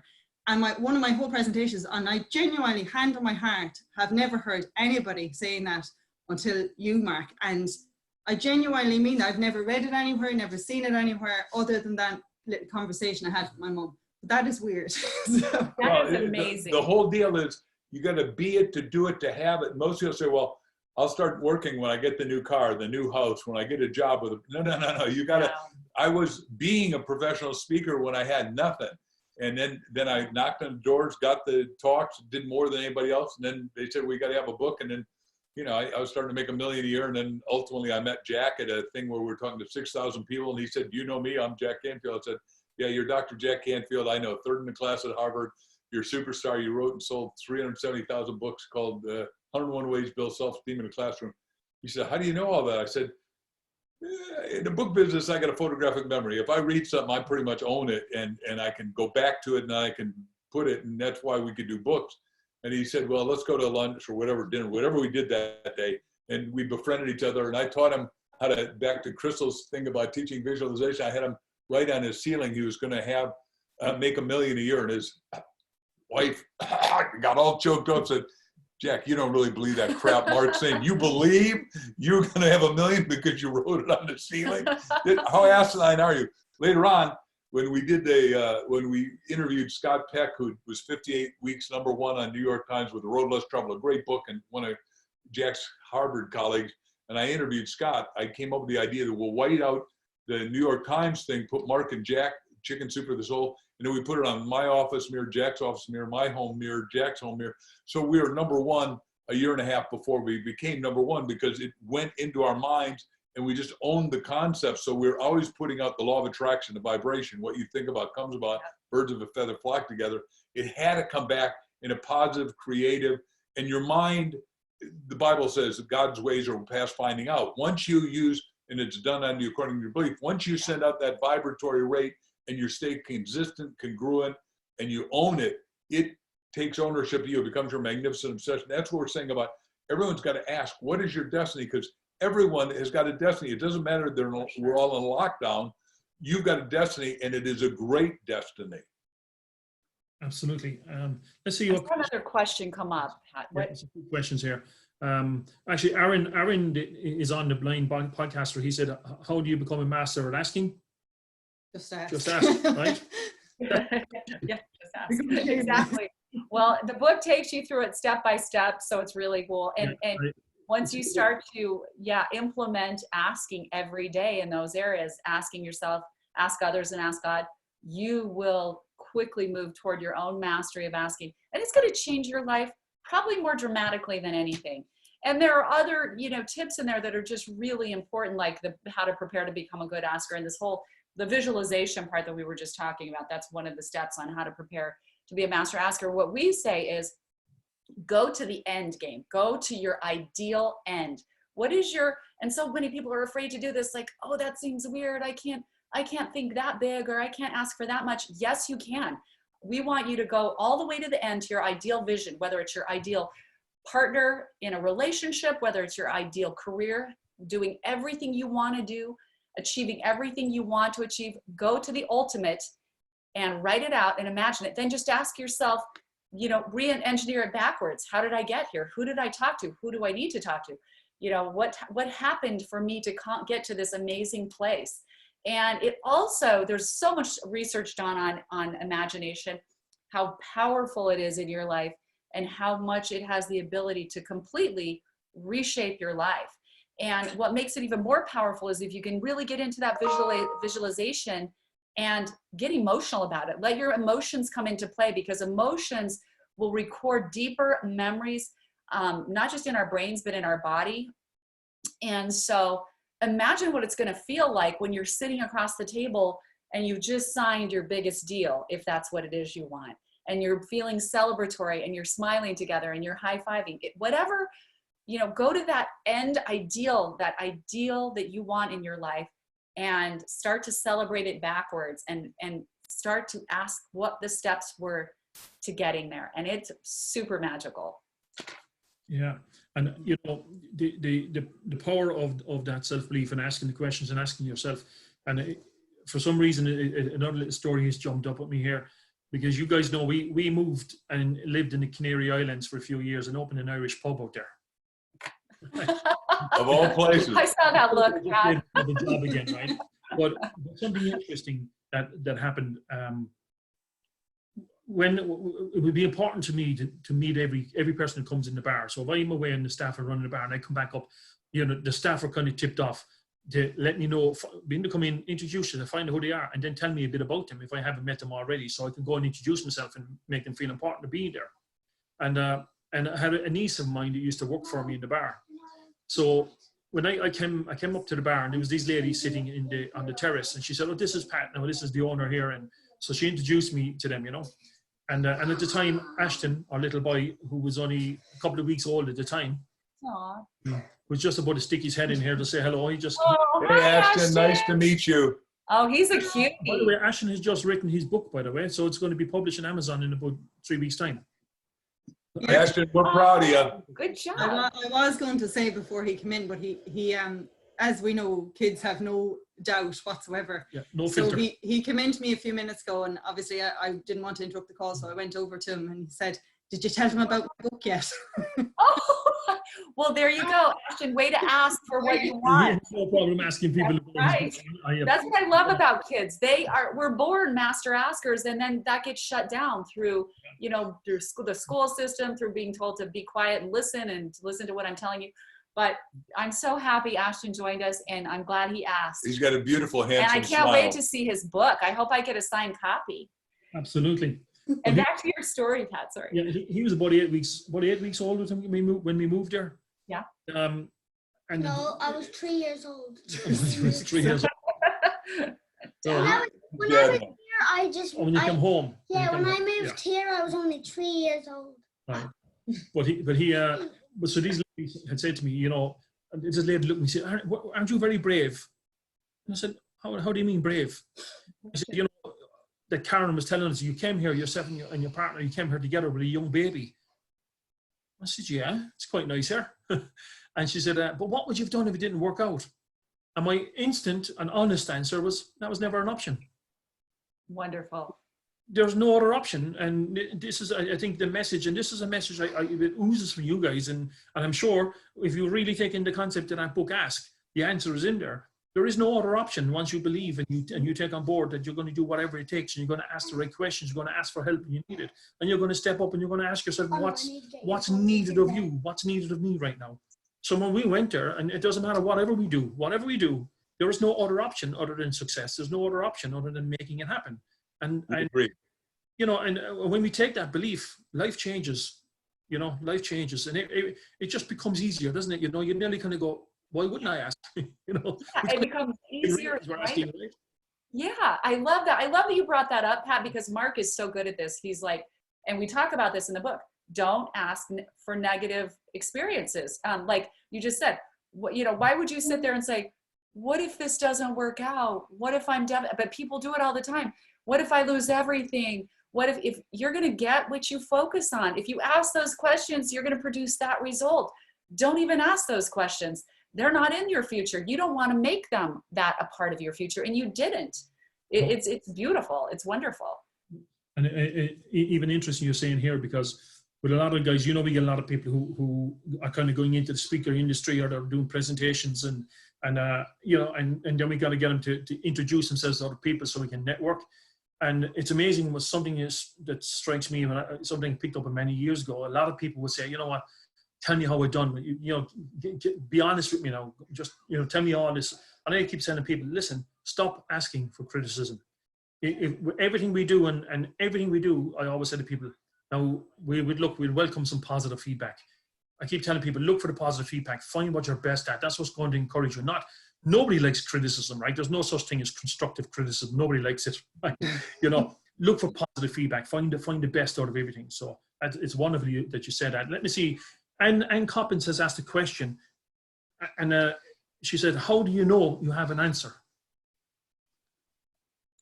Well, let me just do it in a chicken soup way. We always knew that you got goosebumps, God bumps, chili bumps. We knew that it would cause instantaneous behavioral change. You could feel it, in our case, in the pit of our stomach.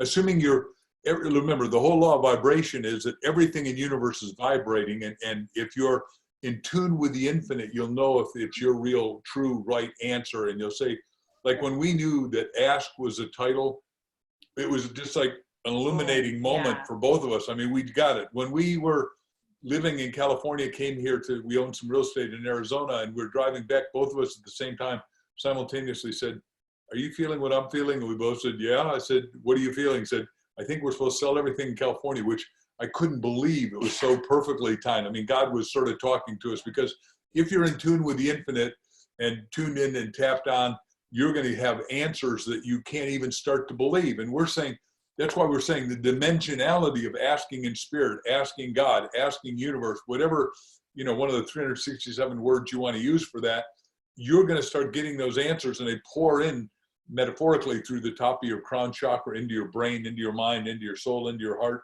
and then manifest in your body, and then go out and create results. A pretty heavy statement for tonight in Ireland, but it's true. Absolutely. I think they're used to the heavy stuff at times with us anyway. We just kind of put it out there. Yeah, because some of the people are going, nah, they don't know that much. That's good. Well, I mean, I think there's a couple of other questions. Let's see if we can pull up one more for you guys. And let me see now who we got. All right, I'll read this out. Joanne Callahan says, "I'm a curious person. It's great when I wonder why I reacted a certain way, and I ask myself why I did what I did. However, sometimes it gets me into trouble because sometimes I start things and don't finish a project. Any comments, or is too much curiosity not a good thing? Love you guys." Thank you for loving us. You know, I don't think so. I think you should be endlessly curious about life. And, you know, even if it doesn't, curiosity will always reveal something to you. You know, being curious about another person, we are each other's greatest resources. So sometimes maybe your curiosity about somebody else or about doing something just gives you an illumination that helps you do something completely different. I think never stop being curious. I mean, that's what life is about. We're here to learn and absorb and experience as much as we can. And we may not see this hard, you know, quantifiable thing that we achieve from it, but it's making us a deeper, richer person, you know? So keep up the curiosity. I mean, that's what we're here for. That's what children do. That's why children learn so quickly. They're endlessly curious. So never stop that. And one of our friends who you ought to have on is Jeff Hoffman, a guy who created Priceline.com and did all kinds of stuff, and he's worth billions. But Jeff says he was standing in line. He'd just gotten fired as a software engineer.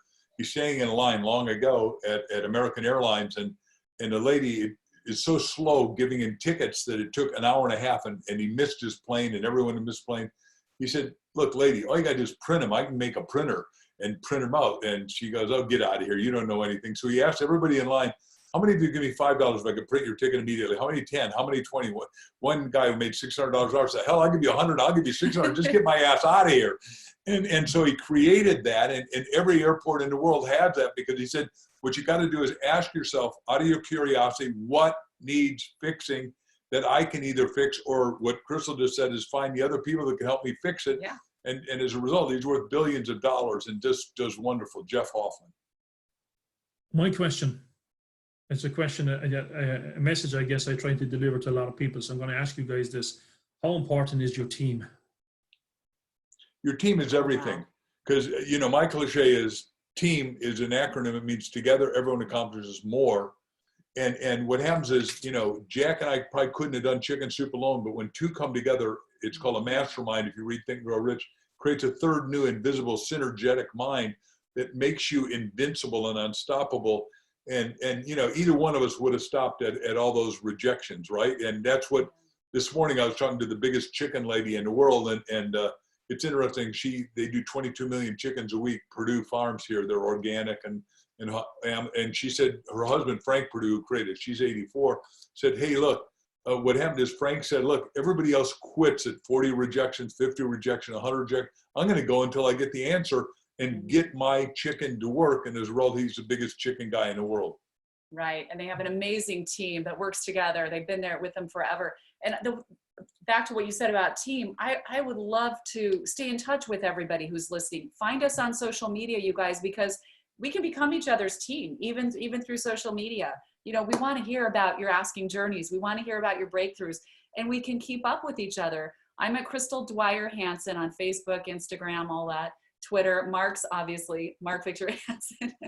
And please reach out to us and let's stay in touch. And I think we are each other's greatest resources. Let's do the journey together. And so we never feel alone. And I'll finish with this one little idea. Is that is, when I was in graduate school, I was with Dr. Buckminster Fuller, a genius. And what Bucky said was, we got to ask each other, what are we going to do to make the world work for 100% of humanity, physically and economically? And that has never happened before. And right now in isolations, we got to start to ask those kind of questions. And then Dr. DeMantis says, hey, look, what are you going to do to positively affect 1 billion people during this decade? And that is like a great question.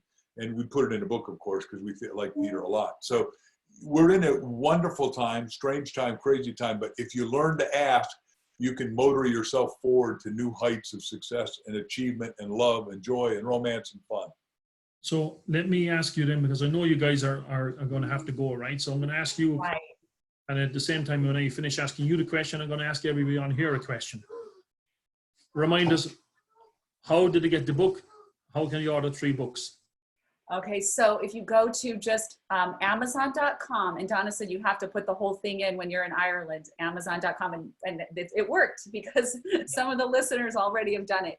And just go to, the book's called Ask, The Bridge from Your Dreams to Your Destiny. And I'm so excited for everybody to get this. This book starts with the fable of Michaela. And it's a fable that is about this woman set back, centuries ago. And it takes you through this whole asking journey, but it's this beautiful metaphor that really is meant to open your heart and mind and prepare you for the journey. So I'd love to hear back. We're getting some amazing feedback about that fable and a lot of other things on the book. So please get the book. Let's keep talking. Let's keep moving forward together. Don't go to reception. Go to reception. When you get your 3 books, go to reception@markvictorhansen.com and let us know you got it. And we'll invite you to the book club. We're going to do a big book club, the world's biggest book club, and send you Why would you do anything less? Send you some other goodies. So we can just continue this journey together. Yeah. I know some great books as well that need to be reviewed in the book club. Good. We're convinced that you're going to tell us what they are, and you'll send us an email. We'll get it. I'll tell you everyone that they are. Including from a little kid that's in Ireland. That's your kid. We've got one coming for sure. Well, we got more than one coming, Mark, because now that you're on, before you go, I have one more question, because I've been when we met. I don't know if you remember when the videographer took a photograph of me on stage. It was like there was 7 different shots of me along the stage, right? And you turned around and said to me, that has to be the cover of your book. That has to be the cover of your book. Now, I started writing the book back then, and I still haven't finished it until fairly recently. So the title of the book is called Rabbit in the Headlights. It's how to get unstuck in life and business. Oh, good. Good. Bouncing forward. I'm going to invite you to write the foreword. We'd love to have it. Send it to me so I can look at it. Yep. Send it to you and come back, and I'd appreciate your feedback. So guys, the call to action for everybody on here is I want you to show appreciation, because we do appreciate you guys coming on here. We know that you guys got to have a serious schedule. So we do appreciate your time. We appreciate your approach. We appreciate your energy. It's incredible, and it always has been, and just love it. So I'm going to ask everybody on here, show your appreciation, guys. Go and purchase 3 copies of this book. And Mark and Crystal are giving you so much more in value, far beyond. Matter of fact, you couldn't put a price on it realistically. When you understand the reason, the knowledge, and the information, and the way about to make this happen for you as well, because it's from meeting guys like you and learning from people like you that is responsible for my successes and thinking about where I am, where I can be. So Richard says, trying to ship. So Richard, you need to go into the hyperlink itself and make sure it goes to Amazon.com. So almost everybody in here, Mark, are actually part of individual mastermind groups that I run anyway, right? So I'll have them in there. And Just purchase 3. I have everybody's email that registered. So I'm going to put it in there with the actual link. We'll put out the link and email it out to everybody just to make sure that everyone gets it. And what you're going to do is people will need though to just, and it is important if they're buying it, is that if somebody has bought from Amazon before, in their computer, it will by default go to Ireland.ie or Amazon.ie or Amazon.co.uk. So you need to delete that in your browser and type in Amazon.com and then buy it there. And people are doing it, so we can see up here in the chat that people are buying it. So they do ship. So that's what you have to do. Yeah. So Thank you, everybody. Whatever it takes to make it happen, and then send them to reception@markvictorhansen.com with a receipt, and Mark and Chris will be back in touch with you, or somebody from the office will be back in touch with you with information on what needs to happen. We thank every one of you. We've got to sign off. We apologize, but we're doing a lot of podcasts. Just because we have another deadline. Love being with you guys. Thank you guys, everybody. We appreciate it. If everybody stays on for a few minutes, we'll have a chat, but we'll let you guys go and absolutely love what you guys do. Thank you so much. Thanks, guys. Good night, everybody. Thanks. Take care.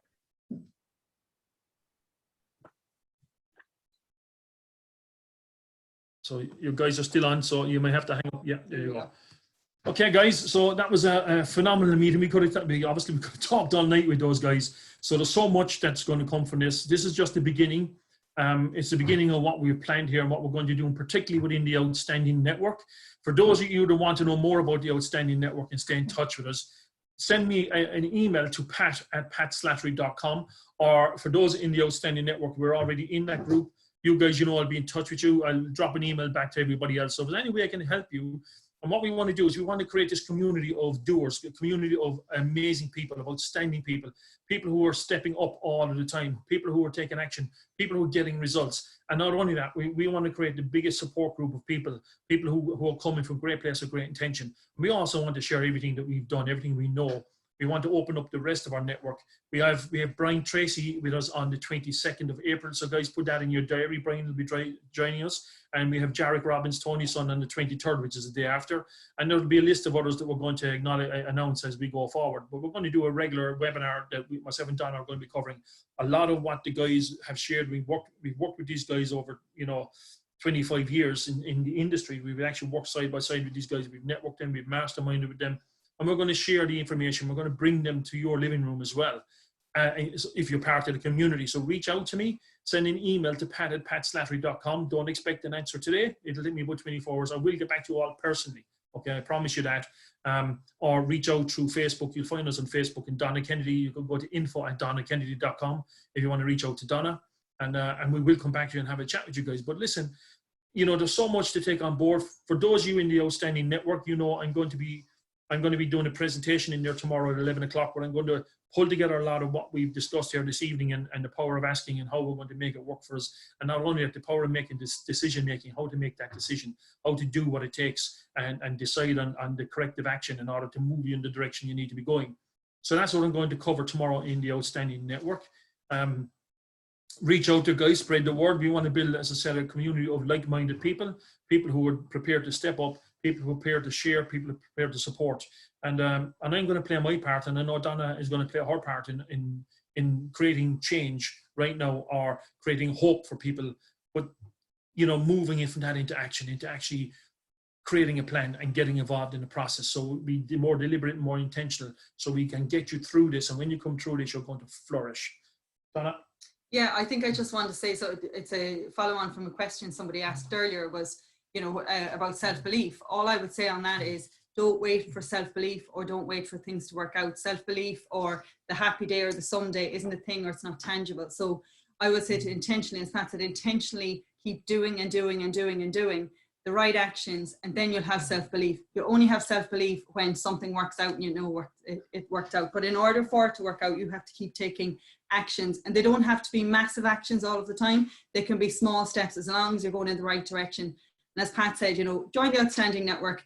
I guess, look, I can stand over Pat a million times over, and I think he's real. And I think the main thing is, for me, is that where he's come from is, I guess it's raw, it's honest, and therefore we know it works in real life.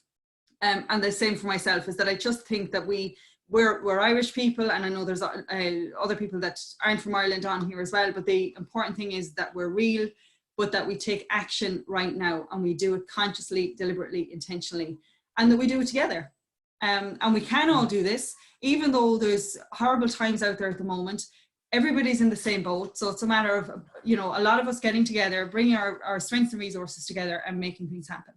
Yeah, and that's what we're about. So again, reach out to us, guys, through Facebook. You can find me on, well, Pat Slattery. My personal profile is more or less full, but if you find me on my page, Pat Slattery International, or Donna Kennedy. Is it Donna Kennedy International or just Donna Kennedy? Donna Kennedy. I'm going to have to change it because it's maxed.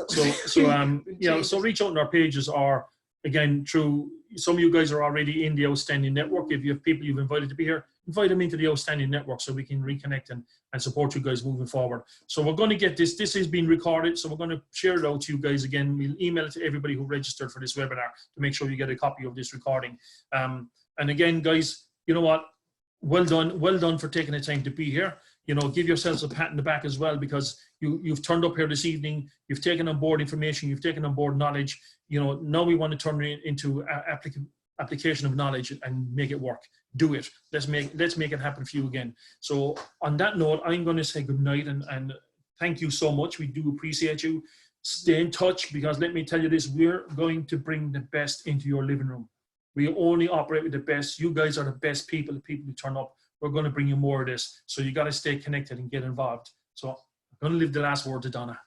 Thank you. It's the best 2 words ever that existed. So thank you. Thank you, guys.